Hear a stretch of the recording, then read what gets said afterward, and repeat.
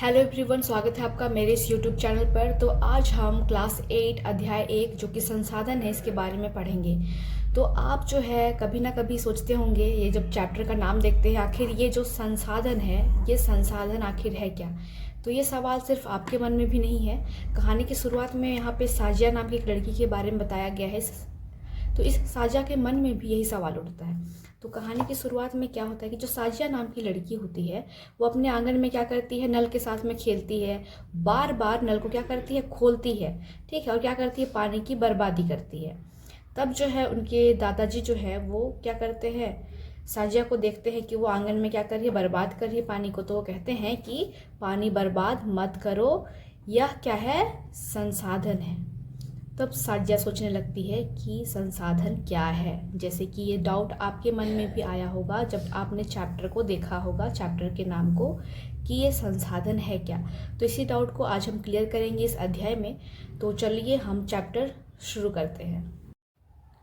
देखिए यहाँ पे लिखा हुआ है कि हमारे चारों ओर नजर आने वाली वस्तुएं जो हमारे लिए क्या है, उपयोगी हैं और हमारी बुनियादी आवश्यकताओं की पूर्ति करती है, संसाधन कहलाती है। यहाँ पे दो चीज़ देखने वाली बात है।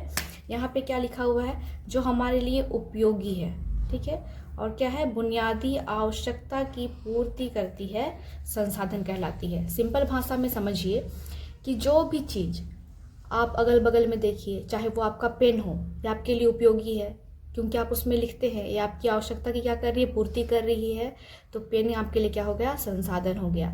ठीक उसी प्रकार आप हो सकता है अभी टेबल या चेयर में बैठ करके आप पढ़ रहे होंगे, तो वो आपके लिए यूज़फुल है, तो वो आपके लिए क्या है, एक संसाधन है, रिसोर्स है। कोई भी चीज़ आप जहाँ कहीं भी अभी बैठे हुए हैं, आप एग्जाम्पल निकाल सकते हैं। आप कुछ आपके चारों ओर देखिए, आप नज़र दौड़ाइए, आपको दिख रहा होगा पेन आपके लिए यूज़फुल है, वो संसाधन है। टेबल आपके लिए संसाधन है। जिस मोबाइल फ़ोन से आप स्टडी कर रहे हैं अभी, वो मोबाइल फ़ोन आपके लिए एक संसाधन है। तो वे सभी वस्तुएं जो हमारी क्या करती है, बुनियादी आवश्यकताओं की पूर्ति करती है, और क्या हमारे क्या करती है, हमारे लिए उपयोगी है, ठीक है, वो सभी क्या कहलाते हैं, संसाधन कहलाते हैं। यहाँ पे बुक पे भी एग्जाम्पल है कि हम लोग कपड़े धोने के लिए एवं नहाने के लिए साबुन या पानी का प्रयोग करते हैं। घर से स्कूल जाने के लिए जो भी रिक्शा हो या फिर मोटरसाइकिल हो, उस पर हम जाते हैं, या फिर जो हम पुस्तक जिसमें हम अभी अध्ययन कर रहे हैं, ये भी हमारे लिए क्या है, संसाधन है। हरी सब्जियां हो, अनाज हो, कोई भी चीज़ हो, आप, मैंने कहा ना भी कि आप नज़र दौड़ा के तो देखिए, आपको जो कुछ भी दिख रही है, जो आपकी आवश्यकताओं की पूर्ति कर रही है, जो आपके लिए उपयोगी है, वे सभी क्या है, संसाधन है। तो यहाँ पे जो संसाधन शब्द है उसके अर्थ को समझते हैं। तो जो संसाधन शब्द है वो अंग्रेजी के रिसोर्स शब्द का हिंदी रूपांतरण है। यहाँ पे स्पेलिंग मिस्टेक है, यहाँ पे क्या होगा, सी होगा, ठीक है। संसाधन क्या है, रिसोर्स का हिंदी रूपांतरण है, अंग्रेजी शब्द के रिसोर्स का हिंदी रूपांतरण है। ये दो शब्द री अर्थात की पुनः, तथा सोर्स अर्थात की साधन के मिलने से बना है। तो जो रिसोर्स शब्द है, ठीक है, वो किन दो शब्दों से बना है, री और सोर्स। यहाँ पे देख सकते हैं, इस शब्द को आप तोड़ सकते हैं, री और सोर्स। री का अर्थ होता है पुनः और सोर्स का अर्थ होता है साधन। तो यहाँ पे इसका जो मीनिंग है वो आपको क्लियर है। आगे देखते हैं। कोई भी वस्तु संसाधन बनती है जब उसका कोई क्या होता है, मूल्य होता है। मूल्य का अर्थ यहाँ पे क्या है, महत्व से होता है, ठीक है। मूल्य का अर्थ महत्व होता है। इसका प्रयोग या उपयोगिता इसे मूल्य प्रदान करता है। जैसे कि क्या है, सभी जो संसाधन है वो क्या होते हैं, मूल्यवान होते हैं, क्योंकि वो हमारे क्या होते हैं, यूज़फुल होते हैं, यूज़ में आते हैं। लेकिन यहाँ पे क्या है, जो संसाधनों के आर्थिक मूल्य में क्या होता है, अंतर होता है। जैसे कि धातु है, ठीक है, धातुओं का आर्थिक मूल्य होता है, जबकि एक मनोरम भू दृश्य का आर्थिक मूल्य नहीं होता। ये दोनों संसाधन महत्वपूर्ण है और मनुष्य की आवश्यकताओं को पूरा करता है। फॉर एग्जाम्पल, कोई धातु है तो वो हमारे लिए आर्थिक मूल्य देगा, लेकिन कोई मान लीजिए कि कोई ऐसा पहाड़ है, ठीक है, कोई ऐसा मनोरम दृश्य जिसको कि हमको देख करके सुकून मिल रहा है, तो उसका कोई आर्थिक मूल्य तो है नहीं। लेकिन ये क्या है, दोनों ही हमारी मनुष्य की जो आवश्यकता है उसको पूरा करता है, ठीक है। तो जो कुछ संसाधन समय के साथ आर्थिक रूप से मूल्यवान हो सकते हैं, जैसे कि दादी जी के घरेलू नुस्खों से आज कोई वाणिज्यिक मूल्य नहीं है।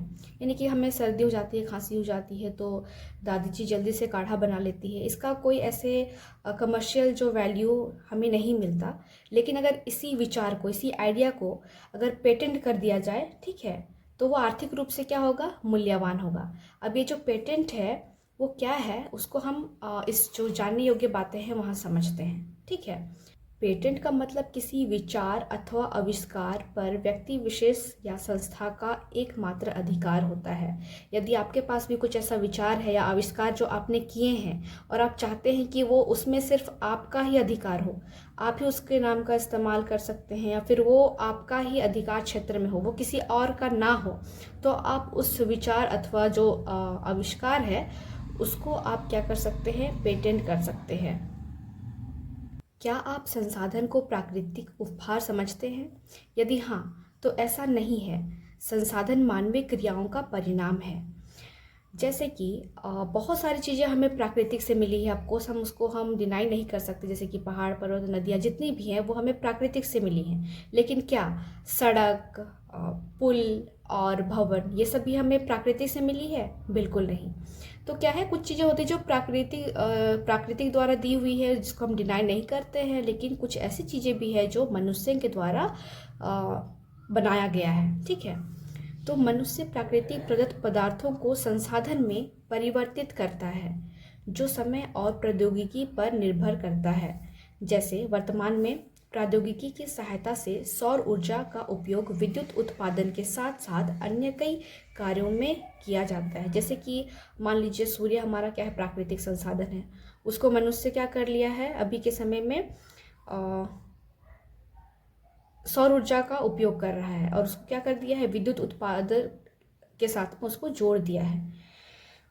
जबकि यहाँ पे आगे बढ़ते हैं, जबकि प्राचीन काल में इसका उपयोग कपड़ा एवं अनाज सुखाने के लिए किया जाता था। ठीक है, पहले के टाइम में सिर्फ धूप का प्रयोग किसके लिए किया जाता था, अनाज सुखाने के लिए, कपड़ा सुखाने के लिए। ठीक है, मनुष्य के विचार, ज्ञान, आविष्कार और खोज संसाधन की रचना करते हैं। प्रत्येक खोज या आविष्कार से अन्य खोज एवं आविष्कार होते हैं। इस प्रकार मनुष्य स्वयं क्या है, स्वयं ही महत्वपूर्ण संसाधन है। इस प्रकार संसाधन प्राकृतिक एवं मानव निर्मित दो प्रकार के होते हैं। यहाँ पे यही कहा गया है कि जो संसाधन है, संसाधन तो विद्यमान है, ठीक है, प्राकृतिक द्वारा है, लेकिन मनुष्य उसको अपनी सूझबूझ से क्या करता है, एक संसाधन के रूप में फिर से उसको परिणत करता है और उसका वो लाभ उठाता है। ठीक है, तो नेक्स्ट कल हम देखने वाले हैं